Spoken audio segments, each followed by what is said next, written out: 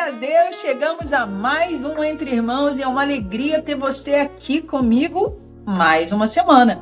Eu espero que você esteja feliz com todos os conteúdos que nós temos apresentados. Olha, essa temporada tá muito top! E lembra da dica, papel e caneta, porque olha, tem vindo cada reflexão, cada dica do céu e você não pode perder. E aquilo que é bom a gente compartilha. Então, se o conteúdo está fazendo sentido para você, compartilha para aquele que precisa. Se inscreve no canal se ainda não é inscrito e clica no sininho para receber as notificações para você não perder nada. Eu te convido também a assistir as outras temporadas. É sempre bom rever, porque aquilo que a gente perdeu, a gente vai lá e refaz, porque Deus sempre fala conosco de diversas maneiras. Hoje nós temos novamente a presença da nossa querida Luana Húngaro e hoje o assunto é mais sério do que você pensa. Fica aí prestando atenção, fica conosco até o fim. Seja bem-vinda, querida Luana. Bom dia, gente. É uma honra estar aqui com vocês de novo e é um privilégio poder compartilhar de tantas bênçãos que Deus tem feito nas nossas vidas aqui com vocês. Nas conversas que a gente tem tido, você disse que nessa fase da sua vida, Deus tem falado muito com você, tem trazido descobertas. Você está virando aí, vamos dizer, que uma arqueóloga espiritual, descobrindo coisas acerca de você, acerca do seu corpo, acerca dos caminhos que Deus quer para a sua vida e para a sua família. Então, compartilha com a gente uma das descobertas que você teve e o que você aprendeu com isso que foi relativo à sua saúde. Bom, durante muito tempo eu achava que eu tinha que cumprir os protocolos que a vida nos coloca, né? Então, casar, ter filhos, ter uma casa, pagar uma boa escola. E hoje eu consigo entender que realmente a gente fica aprisionado. Algumas coisas são necessárias, mas há uma prisão na liberdade ou na pseudo-liberdade, né, financeira que as pessoas falam. E passei quase 20 anos da minha vida sendo dedicada à instituição financeira, trabalhando muitas horas, tendo um nível de estresse muito alto, né, porque quando as coisas não correm como a gente gostaria, quando tudo está desalinhado com o propósito de Deus, a gente acaba entendendo que não está fazendo sentido e vai gerando algumas dores, né? Dores essas que tornam doenças no nosso corpo físico, né?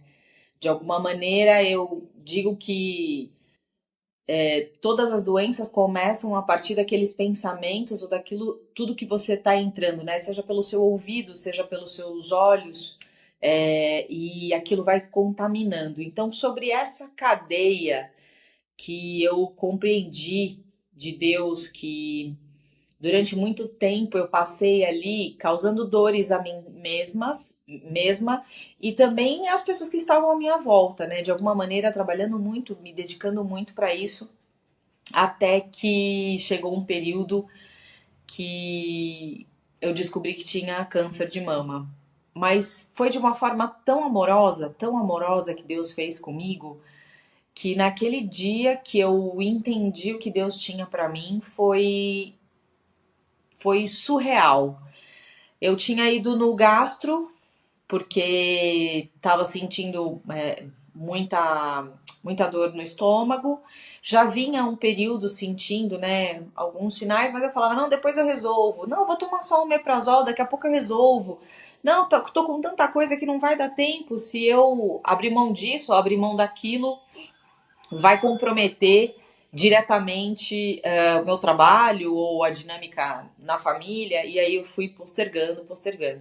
Quando eu cheguei lá, o médico disse, olha, você tem filhos, né? Eu falei, tenho uma menina de 11 anos. E aí ele disse, você tem uma diástase muito grande no abdômen. Então, provavelmente, né, sua gestação, você realmente acabou laceando essa musculatura. Isso acaba trazendo alguns danos para o nosso organismo. Então, o nosso organismo tem essa abertura e depois, muito difícil, quando tem uma abertura muito grande, é difícil de fechar essa diástase no abdômen. Então, procura um cirurgião, porque daqui a pouco pode te dar um problema no intestino ou na bexiga e tal. Eu falei, tá bom. E aí, assim fiz. Fui até o cirurgião plástico e aí chegou lá e ele disse assim pra mim: olha, já que a gente vai pensar em fazer uns reparos, e esses reparos o convênio cobre, porque não é uma questão estética, mas sim uma questão de saúde mesmo, para não causar nenhum dano. Aí eu falei, então coloca aí os exames também da mama, vamos ver se a gente já consegue fazer tudo isso. E assim fiz. Também não posterguei, porque eu falei, nossa, agora, né? Agora eu vou melhorar, vou dar uma A melhorada na repaginada. autoestima, uma repaginada e tal. E assim eu fiz. E aí, dentro da mamografia, foi um momento único, assim. A menina aperta, aperta, aperta, aperta. E eu falei, nossa, mas que exame chato, né? Precisa fazer esse tipo de exame só pra pensar em colocar, sei lá, uma prótese mamária, alguma coisa do tipo. Você nunca tinha feito mamografia? Não, porque também não era indicado. Eu tinha, na ocasião, eu tinha menos de 40 anos, né? É, Tô com não era 39 indicado. agora, então não era indicado. Mas eu brinco que foi um cuidado de Deus mesmo. Deus falou para aquele médico, ó, além de todos esses, coloca mais esse aí, né? Eu não sei se é É, uma porque geralmente não faz. eu acredito que não é uma prática, mas eu sabia que ali tinha propósito, né? Olhando para trás agora, eu não tenho dúvidas de qual era o destino que Deus tinha para mim. E naquele momento eu realmente, a moça pede para eu esperar. Falou, olha, você pode esperar um pouquinho do lado de fora que eu vou pedir para a médica avaliar. Ok. Entro na sala novamente. Quando eu fui chamada, aí já tinham acho que 4 pessoas na sala com o ultrassom. E eu já tinha feito uma ressonância. E na ressonância também não aparecia. E aí, naquela ocasião, no ultrassom, eles apertam, apertam, apertam, tentam pegar. Ah, o que você acha? Ah, não sei. Ah, o que você acha? Ah, não sei. Tipo, todos os médicos conversando e eu ali, parecendo um objeto. Uhum. Até que eu pergunto, gente, tá tudo bem? Aí uma médica, muito infeliz na fala dela, diz assim: tá tudo bem. Antigamente a gente precisava tirar toda a mama. Hoje em dia as coisas estão bem mais fáceis. Que isso, gente? Assim? Na lata? Pá! Aí eu falei: caramba, Deus, você me trouxe aqui pra tomar uns. E Quem aí, não ri que tomei a nocaute, né? aí eu fiquei calada, falei: ok, então me digam quais serão os próximos passos e fui embora. Fui embora, cheguei em casa, falei, bom, eu não vou compartilhar com ninguém, porque eu também não quero que ninguém fique preocupado, afinal de contas, não tinha um laudo, Um diagnóstico fechado. um diagnóstico fechado, eu tinha que esperar realmente eles debaterem lá para poder saber. Ok, tô saindo do hospital, me ligam. Tava pegando meu carro no estacionamento, senhora pode voltar aqui de novo? Eu falei, opa, se pediu para eu voltar de novo, então é grave. Ok. Olha, a gente acha que é importante te fazer uma biópsia. A senhora tem disponibilidade agora? Eu acho que a gente tem uma sala disponível para fazer a biópsia e tal. Eu falei, eu preciso pegar minha filha na escola. Eu preciso ir para casa, mas se vocês quiserem deixar agendado, eu volto amanhã. E assim, acho que aí agendaram 2 dias depois. E assim foi feito. 2 dias depois eu volto. E aí foram fazer a biópsia. Eu não sabia como que era um procedimento de biópsia, né? Que eles anestesiam o local, depois vão lá, enfiam, Corta um pedacinho. pegam um pedacinho e tal. Só que pra mama era super desconfortável fazer um tipo desse exame que você fica deitada pra frente, né? A mama pendurada. Mas ok, e a médica era uma japonesa, não vou me esquecer mais dessa cena, porque ela disse: olha, aparentemente é um exame simples, mas ele é um pouco doloroso, né? Porque a gente mexer na mama, eu vou ficar mexendo, manipulando, você não vai sentir, só vai sentir pegar, porque você vai estar anestesiada. Mas você quer ouvir alguma música? E aí eu falei: caraca, que sensibilidade dessa mulher, né? Diferença, né? De a médicos e médicos. Exato. E aí eu falei, faz o seguinte, para eu poder me manter num estado zen, coloca uma musiquinha de meditação, ou de água, ou de praia, alguma coisa que eu possa ficar aqui só no barulho, nas vozes da minha cabeça. Aí ela, ok, então. E aí, realmente, imagino que ela devia também praticar alguma meditação, alguma coisa. Ela colocou lá uma que eu fiquei calma, o procedimento foi tudo ok. E aí ela fala, tá liberada, coloca gelo, né, pra estancar o sangue e tal. Ela falou, pode ficar um pouquinho roxo e tal. Quando eu cheguei em casa, a Laurinha tava, como que você não me avisa que você vai fazer um exame desse, né? Super chateada, porque eu não tinha compartilhado, porque eu não sabia. Eu falei, filha, a mãe nem sabia como que ia ser o exame, mas está roxo, te machucaram. Então ela também ficou assustada com aquilo que ela viu. Ok. Tadinho. Tinha uma amiga em comum na escola dela, é, que a mãe de um amiguinho dela trabalhava já na área de oncologia de um hospital grande aqui em São Paulo. E aí quando o exame ficou pronto, eu mostrei pra ela e ela falou assim: "Isso daqui tá estranho. Eu acho que quando você levar no médico, o médico vai pedir pra você fazer um novo exame, mas não espera, vai rápido, marca o exame rápido." Aí, ok, marquei, o médico falou: tá um pouco estranho, eu vou pedir pra você voltar pra essa ressonância. Aí fizemos a ressonância, achava como se fosse uma sombrinha, alguma coisa assim, né? Que depois eles comentando comigo me falaram, tava estranho, era tão pequeno que a gente não conseguia pegar. E aí essa mesma médica, acho que, sei lá, não deu 5 dias, ela me liga de novo, essa que tinha feito a biópsia. Ela falou: olha, desculpa, eu acho que eu não consegui pegar o exame, não consegui fazer a biópsia. Função no lugar certo.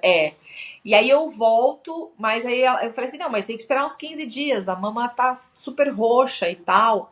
Ela: não, não dá pra esperar. E eu falei: Jesus, então é grave. Falei: ok, então tô indo agora. E aí eu pego o Uber da minha casa e vou. Chegando lá, além de várias manipulações pra conseguir pegar, porque ele era tão pequenininho, e acredito que até naquele momento ela pega por inteiro a célula cancerígena ali, né? Eu Aham. imagino. A hora que ela pega, eu falo assim: deixa eu ver o que que é. Aí ela falou: pode olhar e se despedir. Aí eu falei: caraca, né? Que sensibilidade dessa pessoa. Aí eu saio desse exame, ela me coloca na máquina de ressonância de novo para ter certeza de que tinha tirado o local correto. E aí realmente eu sou liberada. E aí, de Ele fato, era muito pequeno. ele Ele era, era muito pequeno. ele era bem pequenininho a ponto de não conseguir segurar a célula para conseguir pegá-la, assim, furar ela. Era como se ela andasse, à medida que mexesse, ela andava. Isso. E a partir daquele momento, já diante de todas daquele movimento mesmo que estava acontecendo internamente, eu comecei a pensar, caramba, Deus, que cuidado, né? Eu tô com uma profissional excelente, você me fez o pedido do exame, né, que não era comum, e aí comecei a ver aquilo que os nossos olhos não entendem, né? O que o mundo espiritual, que eu não conseguia entender por que que eu estava ali naquele lugar, naquela hora e daquela maneira. Meses depois, dias depois que sai o diagnóstico e eu mando para o médico oncologista e ele diz: olha, precisamos operar para ter certeza que a gente vai retirar essa margem inteira. E eu digo: então vamos rápido. Então vamos rápido para ter certeza que não tem mais nada e que com essa perfuração não houve nenhum, não tenha Metástase, não tem Aham. expelido, né, ou furado essa célula pudesse Ela se abrir, espalhar. espalhado, E ok, e assim fizemos. E aí, em uma semana, já estava com a cirurgia marcada, fiz a cirurgia. Foi um período muito difícil para mim, porque Você estava trabalhando ainda no no olho no do furacão, cooperativo. mas consegui entender que era um tempo de parada mesmo, assim, que eu precisava, o meu corpo estava dizendo que eu precisava parar.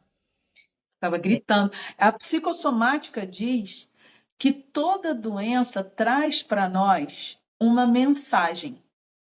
Qual foi a mensagem que esse câncer trouxe para você? De amor, porque eu entendi que Deus me ama tanto, mas Ele me ama tanto que ele tinha que mudar o meu destino, porque ele me fez com dons e talentos para serem utilizados em outros lugares, e eu já estava sendo inútil naquele lugar. Mas ainda assim, pelo dinheiro, você fica. No ter e deixa de ser, né? Você também é altas habilidades, igual a Vivian, né? É. A Vivian que esteve aqui com a gente. Se você não assistiu esse programa, eu te convido a assistir. Ela é altas habilidades e a Luana também é altas habilidades. Ou seja, tem muito talento aí para ser usado, tem uma mente rápida, né? É tipo um computador com um processador ultra veloz, né? Pensa muito rápido. E aí, essa mulher, que é um furacão, que era faca na caveira, que estava ali no corporativo, lutando para conquistar o seu lugar, como você disse até no outro programa, encolhendo para caber num molde, teve que se expandir, né? E foi através de um câncer. E você sabe E que como é é que foi? engraçado, porque no mundo corporativo as pessoas te reconhecem pelo cargo que você tem, não por quem você verdadeiramente é. Então, por isso que eu falo que vivi uma prisão. Então, aquilo que era comum, né, ou que a sociedade coloca que temos que ser, então você, qual é a sua formação? No que você atua? Será que de fato isso é o que a gente tem de melhor? Será que essa é a nossa melhor versão de nós? E aí eu comecei a questionar isso, dizendo, cara, dentro do mundo corporativo, quantas máscaras eu não estava vestindo, né, para poder transitar nessas relações? E chegou uma hora que eu disse, basta, acabou, chega. E aí foi no momento onde que realmente eu falo, cara, deixa eu cuidar da minha casa, da minha família, da minha filhota. E nessa busca, quando eu começo a entender que não era esse dom e esse talento que Deus tinha para mim. Não era para eu ser uma grande executiva. Assim como todo mundo fala, o fulano é executivo da empresa XYZ, né? É o CEO da empresa O cara é tal. CEO de não sei da onde. E aí eu entendi e falei, cara, não, isso não é para mim, eu quero ser de verdade, eu quero me conectar com as pessoas de uma forma muito singular. Eu não foi para isso que Deus me chamou. E aí eu entendi que desde pequenininha eu amava brincar de escolinha. E talvez Deus já estava me preparando para ensinar sobre algumas coisas. E que quando eu volto para o ponto de partida, para a largada de novo, tentando me redescobrir profissionalmente, tentando ver o que eu ia fazer com essa história toda, eu fico 2 anos em repouso mesmo. Esse repouso que eu falo foi um tempo mergulhada na voz de Deus, porque eram tantas vozes. Você foi para uma caverna para ficar acolhida ali, né? E aí eu começo a estudar um pouco mais sobre o câncer e sobre a mente. Por que que isso veio para mim? Né? E aí, em nenhum momento eu tive medo. Foi muito engraçado, porque hoje eu compartilho, né, de um outro grupo chamado Oncosuperação, onde a gente conecta mulheres também que vivenciaram o câncer e compartilham as suas experiências, né, dessa transição, seja vivendo uma quimioterapia, uma radioterapia, a perda do cabelo, né? Eu não tive perda de cabelo, mas eu tive umas falhas só, que hoje, graças a Deus, elas estão se recompondo e que tudo é um processo, né? É como se eu me sentisse florescendo novamente, Deus me dando mesmo uma nova direção, novos acessos a pessoas maravilhosas como você, por exemplo, na minha vida. Então você começa a entender que eu não tinha controle de absolutamente Nada. nada em relação ao câncer. E aí Deus fala para mim assim, ó, eu vou te ensinar a viver da fé, porque ainda que você se alimente direito, pratique atividade física, como mulheres que eu conheci que tinham uma vida equilibrada, né, do aspecto de saúde exatamente, mas emocionalmente como que essas pessoas viviam, né?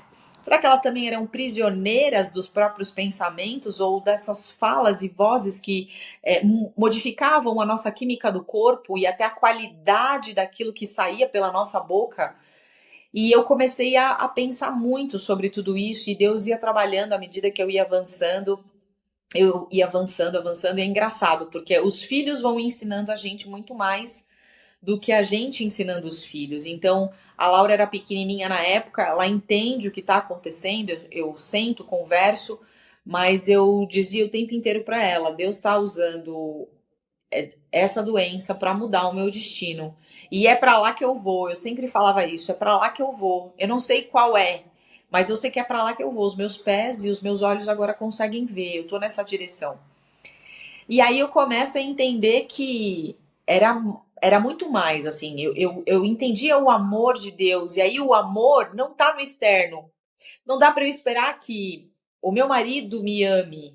Não dá para eu esperar que a minha filha me ame. As pessoas, na nossa essência, através do pecado, a gente vai ser imperfeito. Nós não vamos atender às expectativas de todos. E por que que eu queria ter controle e De uma coisa. Não, e você queria que o outro te amasse, que o seu marido te amasse, que a sua filha te amasse, mas o quanto você se amava a ponto de entender os seus limites, entender até onde você pode ir, olhar para o seu corpo e perceber os sinais, porque o corpo fala, né? O corpo fala, mas a gente nem sempre está pronto para ouvir o que ele está falando. Aí você, depois eu vejo isso, depois eu resolvo isso, eu não posso abrir mão disso, eu tenho que bater a meta tal, eu tenho que fazer isso, eu tenho que fazer. Peraí, nessa corrida, se você não cuidar de você, se a gente pensar numa corrida de longa distância, tem aqueles breaks para você beber água, que se você não bebe água, você vai desidratando. Então, tem aquele break para isso. Na nossa corrida diária, qual é a hora que a gente dá aquele break para beber água, para olhar para o corpo, para ver, opa, eu preciso agora parar no pit stop. Até a corrida de carro tem que ter a parada para reabastecer. E quantas vezes a gente ultrapassa esse limite, essa hora, porque tem metas para bater e no final das contas, no mundo corporativo, ele olha para você e diz assim: você ficou doente, né? Legal, tudo bem. Eu vou colocar outro no seu lugar porque o trabalho não pode parar. é bem isso. E aí você se sente a máquina de produção, né? O trator que só vem produzindo, produzindo, à medida que você para de produzir, você já não é mais bem visto. E a falta do auto-amor mesmo, do tipo, cara, por que que eu tô levando o meu corpo no limite, na exaustão, a troco do quê? E ainda hoje, ainda me pego fazendo essa... Ainda hoje eu me É. pego pensando, cara, você tá levando tudo isso na exaustão. O que te move para fazer isso é o dinheiro, as relações. E vai ficar aí, né? Porque você não leva o dinheiro, depois você vai. E de repente você tá, eu tenho que juntar, tenho que juntar, tenho que juntar. Aí você morre, quem fica gasta tudo. Nem aí pro tempo que você levou para juntar. Né? Nem aí para isso. É sobre isso, O literalmente que sobre isso. é essencial? Eu estava ouvindo outro dia em uma postagem até falando assim, pessoas inteligentes, elas não estão acelerando mais, pelo contrário, elas estão desacelerando. Sim, Elas- porque o cérebro precisa também. E uma coisa que eu ouvia falar e não compreendia era assim: se a gente trabalha demais, a gente não tem tempo de ganhar dinheiro. Mas o que que eu peguei dessa fala? Não é o fato de você do dinheiro como espécie mesmo, né? Mas o valor que isso tem. Então, quando você desacelera e adquire, né, uma maturidade, aí eu falo das coisas que a gente não enxerga, do mundo espiritual mesmo. Quando você não enxerga, que você abaixa essa frequência cerebral, tem uma capacidade de visão mais ampliada, do tipo, ok, eu vou precisar ficar dando tiro para vários lugares, seja para bater uma meta, para vender um produto, qualquer coisa do tipo, ou é melhor eu sentar, respirar e estrategicamente dizer, olha, eu quero fazer isso. E se você sentir que de fato isso está alinhado com o amor de Deus, vai acontecer. Eu tenho percebido. É o planejamento que é preciso ser feito. Lá no livro de Lucas fala isso. Ninguém que vai fazer uma casa não senta para planejar. O planejamento é algo vindo de Deus. Deus quer que esse planejamento seja feito. E é um planejamento para tudo. O que que eu, dentro das nossas fases, né? O que que eu vou precisar fazer para que daqui a 5 anos eu esteja nessa situação? Daqui a 10 anos? O conquistar também não é nada que vai agredir a Deus. Deus quer que a gente construa. Deus quer que a gente tenha essa prosperidade. Se não fosse assim, ele não teria dado tantos bens para Abraão, para Jacó. A gente vê isso para Salomão. Agora, tudo isso precisa ser usado e administrado com sabedoria para a glória dele. Não para a sua glória, mas para a glória dele. E a que custo? Que custo a gente tem buscado isso? Perdendo aquilo que é mais precioso. Que você é o templo do Espírito Santo, e aí eu falo sobre a falta de conexão, porque chega uma hora que você fica anestesiado, você só pensa naquilo que você tem que de fato produzir, então é só números, números, números, seja de eficiência, seja de resultado, só números. E aí você fala, cara, tá tudo errado, se Deus colocou dons e talentos, qual é o meu chamado? E aí vive uma vida sem significado. E hoje, olhando para tudo isso, né, olhando para o processo que já passou, hoje, graças a Deus, já consegui colocar uma prótese mamária, já tô mais feliz com o meu corpo até, porque Deus foi lapidando tudo isso. E eu fui vivenciando experiências que estavam fora do alcance, né, da medicina. E aí você fala, cara, era isso, assim, Deus realmente estava mudando esse destino, me colocando num outro lugar, com uma outra visão. Ele ainda continua trabalhando em mim para dizer assim, olha, eu preciso que você faça essas conexões dessa forma, desse jeito, em amor. Então tem muita coisa acontecendo que talvez quando eu olhar para trás a respeito do que vivi em relação ao câncer, falar, Deus, foi muito mais do que eu imaginava, muito mais. Só de olhar para o meu corpo hoje, eu já falo, caramba, Deus, teve dias que eu fiquei triste, porque depois que a gente é mãe, a barriga fica flácida, né? Eu tive algumas estrias porque a minha filha foi muito grandona, e aí olhar para aquilo me deixava um pouco triste. Mas eu E você é pequenininha, né? pequenininha, magrinha. E aí você fala, no final, Deus tinha um propósito até em cada estria que saiu para mim, sabe? Que eu tinha que viver um período com aquilo, que ele ia me levar em outro nível, que eu ia testemunhar sobre cada pedaço, cada marca que ficou no meu corpo, que elas ainda estão no meu corpo. Mas para eu... Paulo fala sobre isso, né? Das marcas que eu trago. Eu trago as marcas de Cristo em mim, embora ele não tenha sido crucificado. Quer dizer, ele diz, né? Eu fui crucificado com Cristo, mesmo não tendo sido literalmente, mas ele trouxe marcas para eles. E o que você aprendeu, Lu, com isso? Eu sei que você teve que mudar a alimentação. Isso foi muito ruim para você? Não foi ruim, porque aí, falando um pouco das altas habilidades, né? O alto habilidoso tem um processamento cerebral veloz. Quando eu me recolho nesse período para tratar não só de mim, como da minha família, eu começo a entender que a minha filha era muito especial. A minha filha fazia coisas diferentes. E aí aquilo começa a me chamar muita atenção, porque eu não comentei que eu estava lá anestesiada, só cumprindo o checklist diariamente, né? Não sabia nem por que eu levantava, nem por que dormia. Era automático. Tava no automático. Geralmente não dormia no mesmo dia que acordava, né? No dia seguinte. Meia-noite, meia-noite e meia, 1h. Exato. E aí você começa a pensar, cara, aonde eu tava que eu não vi tanto talento nessa minha filhota? Aonde eu tava que, de fato, realmente ela tem sinais aqui que são especiais de habilidades, né? Seja música, dança, que são coisas que ela faz muito bem, e interpretação, extremamente uma excelente comunicação. Então ela começa a andar aos 9 meses e ela fala aos 11 e com uma dicção perfeita. E toda vez que alguém vinha falar pra mim, eu falava, não, tá tudo bem, não, é normal e tal. Ah, sua filha é muito inteligente, é isso aí mesmo e tal. Eu nunca dava grandes importâncias para aquilo que as pessoas estavam falando, né?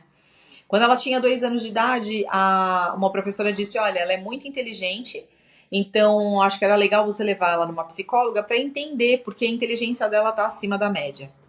Mas emocionalmente ela não acompanha. Obviamente, as emoções levam um tempo maior para a gente aprender a lidar com elas do que a razão. A razão é mais fácil a gente administrar, né? E aí, realmente, a gente faz um diagnóstico dela. Aí, de fato, deu um QI altíssimo.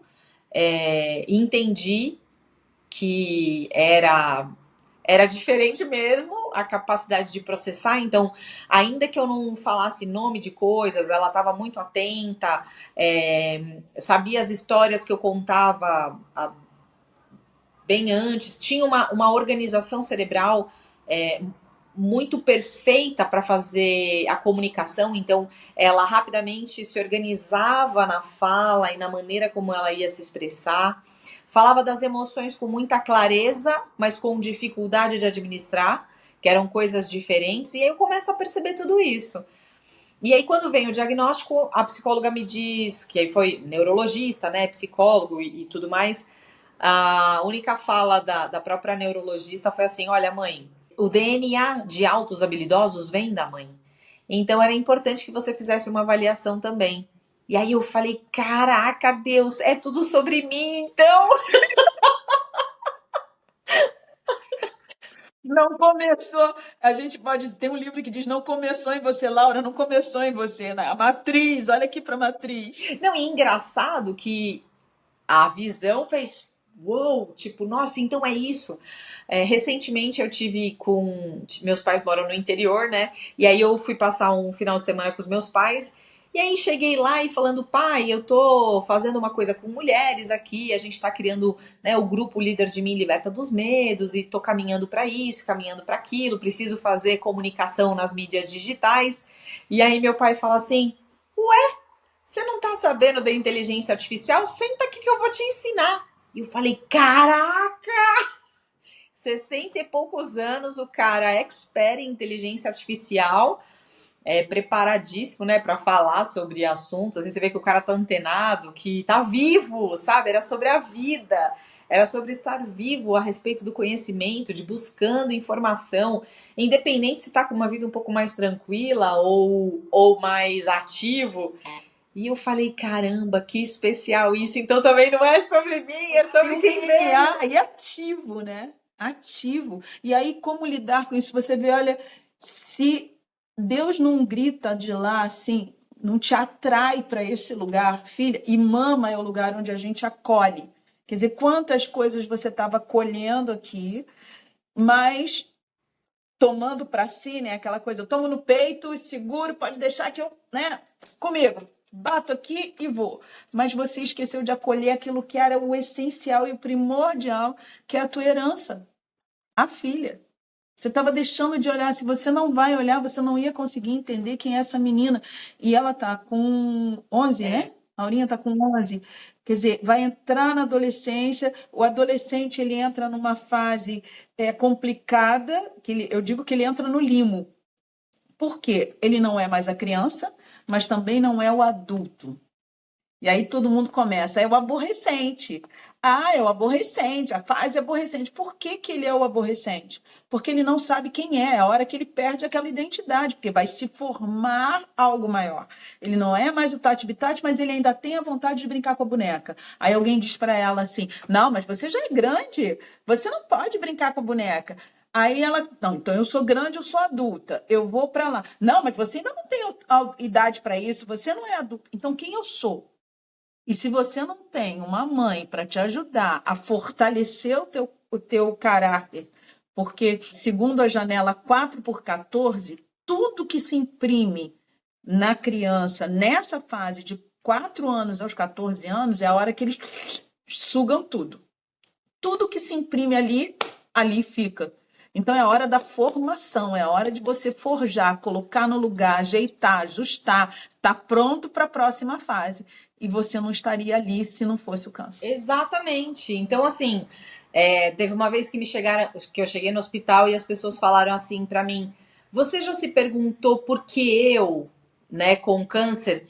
E aí eu disse: não, eu nunca perguntei por que eu só agradeci o amor de Deus, porque se Deus não tivesse me amado dessa perspectiva, porque eu me lembro que quando eu fazia radioterapia, eu entrava na sala, tinha uma praia desenhada assim na parede. Eu amo praia mais do que campo.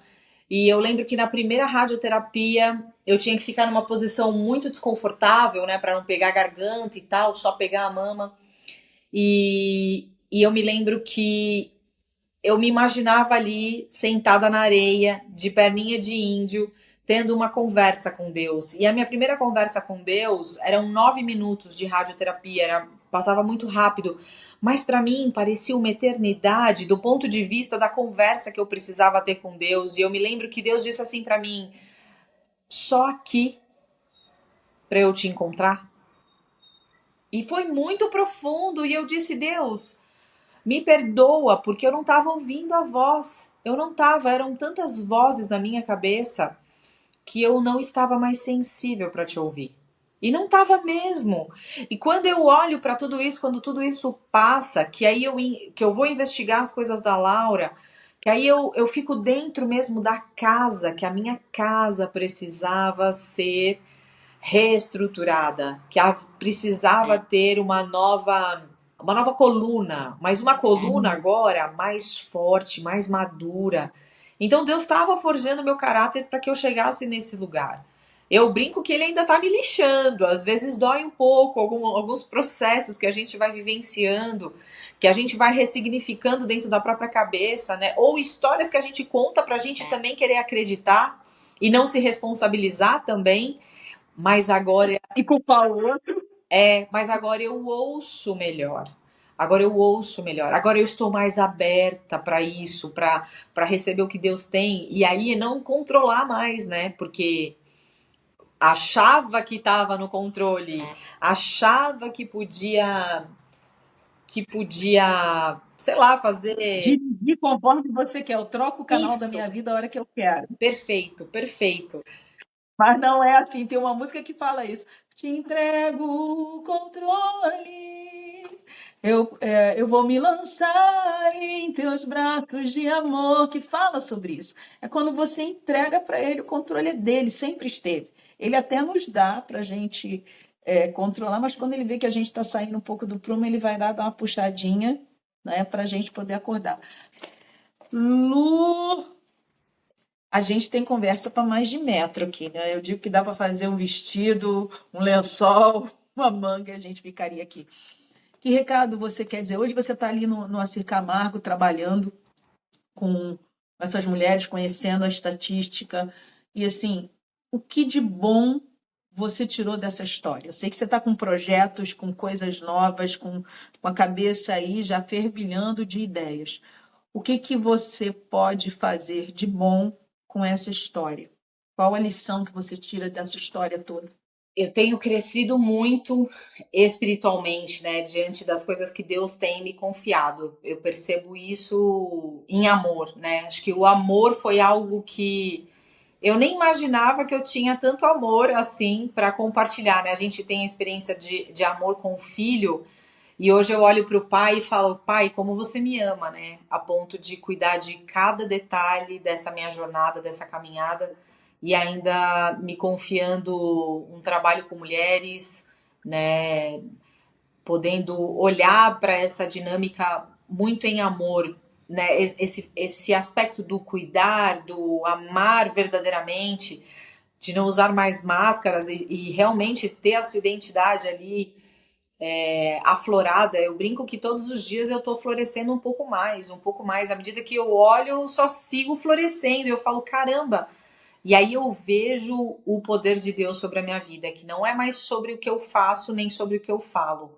Que Deus tem controlado todas essas coisas, mas é o destino no qual Deus tem me colocado nessa jornada. Que recado que você quer deixar aí para essas pessoas que estão nos ouvindo, e principalmente para essas mulheres que já passaram por esse processo e muitas não conseguiram ressignificar essa história e às vezes estão lá dentro da caverna sem ouvir a voz de Deus?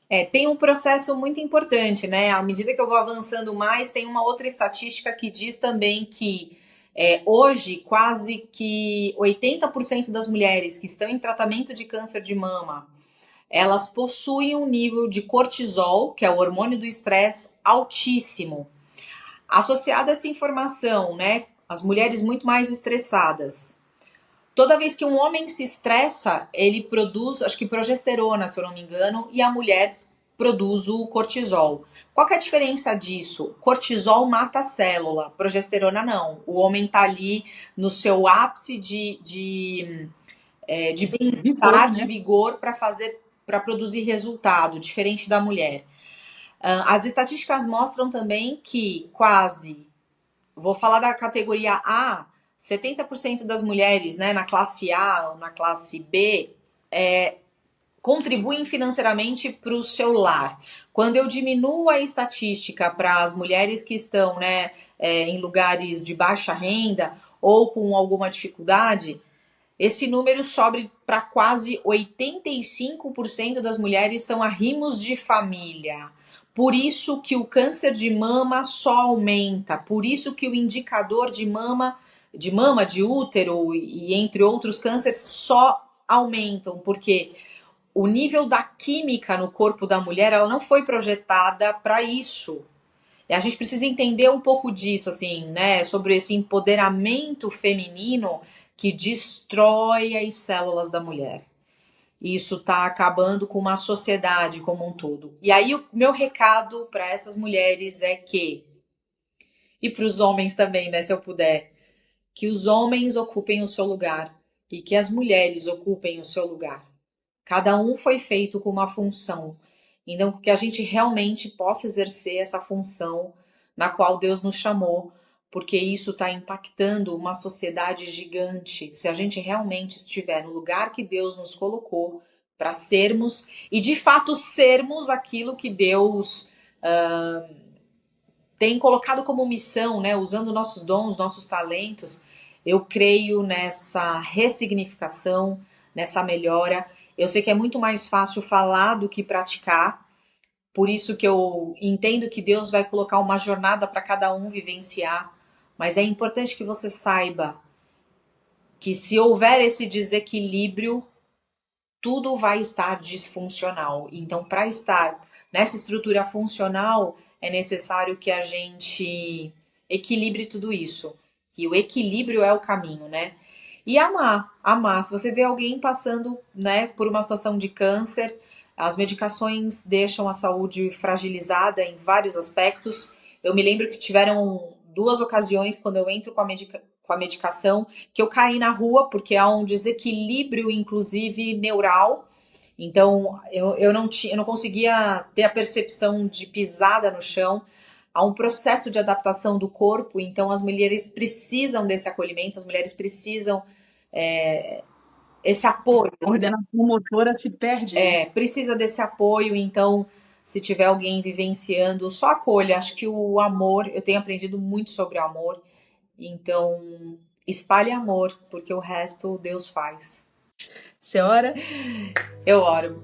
Obrigado, Senhor, por essa oportunidade, obrigado por esse encontro, obrigado por poder falar de tudo que o Senhor tem feito na minha vida, obrigado por testemunhar, Deus, que o Senhor possa me utilizar como instrumento nas suas mãos, edificando outras mulheres, apoiando outras mulheres, me conectando com essas mulheres também, Senhor, para que eu possa ser luz nessa jornada, Pai. Edifica aqui esse canal diariamente, que possamos entregar aquilo que o Senhor tem plantado primeiro no seu coração e depois no nosso, que a gente possa fazer isso com excelência para honra e glória do teu santo nome, Deus. É isso que eu te peço e te agradeço, em nome de Jesus, amém. Amém. Lu, muito obrigada pela tua participação, por estar aqui conosco, e o convite vai estar sempre aberto, porque a gente tem assunto para falar aí. Obrigada por essa entrega. E eu espero, assim, que seja extremamente edificante para quem ouviu, porque para mim foi muito edificante. E eu sei que esse teu testemunho, ele vai alcançar lugares que vão trazer edificação para outras pessoas. Gratidão por isso, tá? Obrigada. Você que ficou aí conosco, eu peço a você, assim, com muito cuidado e gentileza, olhe para você. Permita-se acessar o amor de Deus, que está disponível para cada um de nós. Às vezes você diz, eu sei que Deus me ama, mas o quanto você acessa esse amor, o quanto você toma posse desse amor para você, o quanto você introjeta isso na sua vida e se embebeda desse amor para que você possa viver bem e leve. Deus Pai tem orientação para cada um dos seus filhos, porque Ele nos conhece de forma individual e Ele nos chama pelo nome. Assim como Ele cuidou com muito zelo da Luana, Ele está sempre pronto para cuidar de você. Permita-se ser cuidado, permita-se ser filho. De irmã para irmã, eu te espero no próximo Entre Irmãos. Fique bem e leve.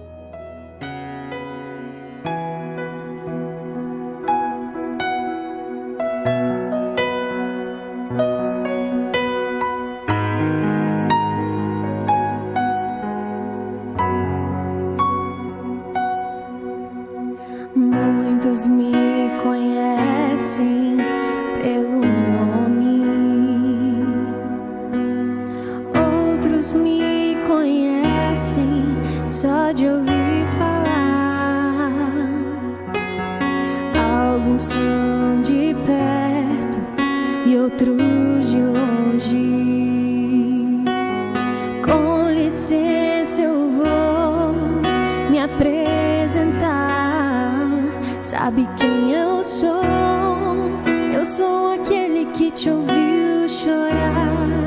Eu sou o único que escolheu ficar, amigo confidente, o pai que sempre sabe te aconselhar. Mas conhecido como Yeshua, o pão da vida, Jeová Rafa. Eu sou a luz no fim do túnel, a força quando a sua acabar. E se precisar, é só chamar. Não preciso de formalidade, eu quero intimidade. Eu sou teu pai, é só chamar. Não é sobre religiosidade, eu quero intimidade. Sabe quem eu sou? Eu sou aquele que te ouviu chorar. Eu sou o único que escolheu ficar, amigo confidente, o pai que sempre sabe te aconselhar. Mais conhecido como Yeshua, o pão da vida, Jeová Rafa. Eu sou a luz no fim do túnel, a força quando a sua acabar.